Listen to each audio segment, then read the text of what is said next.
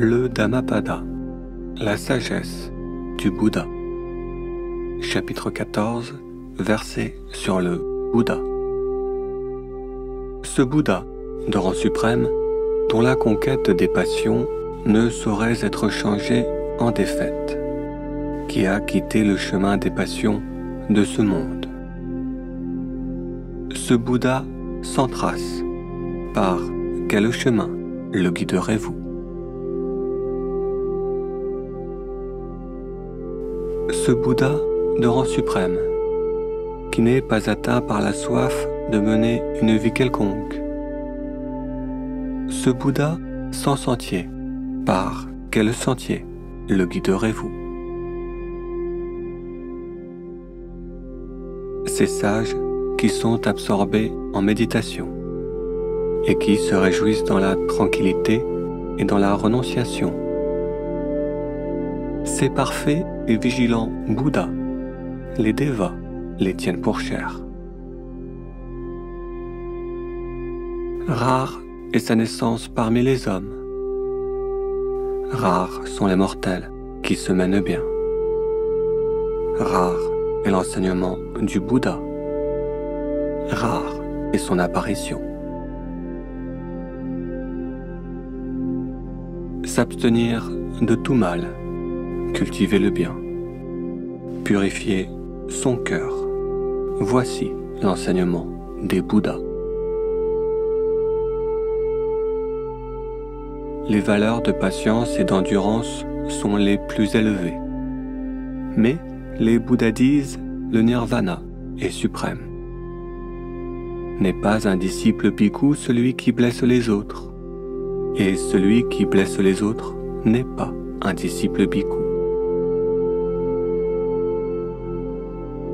Ne pas insulter, ne pas blesser, se restreindre selon le code fondamental de la discipline, se modérer en nourriture, vivre dans un endroit solitaire, pratiquer les plus hauts états de conscience. Ceci est l'enseignement des Bouddhas. Ce n'est pas par des pièces d'or que vous saurez satisfaire votre désir. De petites valeurs et douloureuses sont la contemplation des plaisirs sensuels. Sachant cela, l'homme sage qui est disciple du Bouddha ne trouve aucun délice dans ce monde, ni de délice dans les champs des Devas. Il se réjouit de la fin de sa soif. Quand ils sont menacés par la peur, les hommes vont à la recherche de bien des refuges. Ils vont dans les collines, les bois, les jardins, les arbres et les temples. Mais de tels refuges ne sont pas sûrs.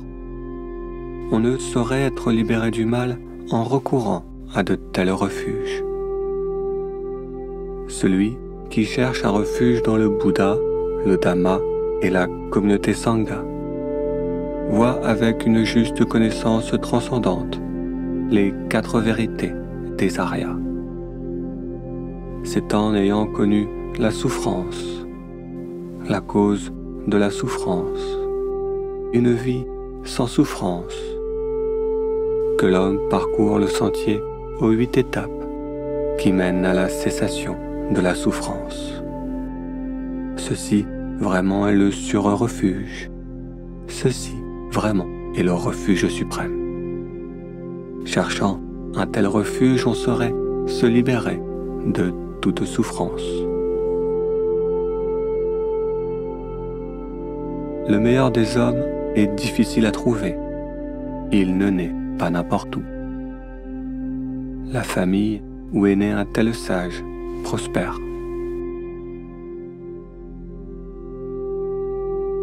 Heureuse est la naissance des Bouddhas. Heureux est l'enseignement de l'excellent Dhamma.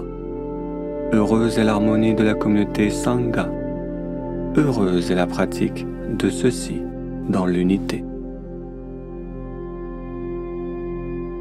Celui qui révère ceux qui sont dignes de révérence, que ce soit les Bouddhas ou leurs disciples. celui qui a surmonté les passions et s'est débarrassé du chagrin et des lamentations, celui qui révère de tels êtres, qui sont en paix et qui n'ont plus peur de rien. Son mérite ne peut être mesuré par un tel, et pour aucune matière.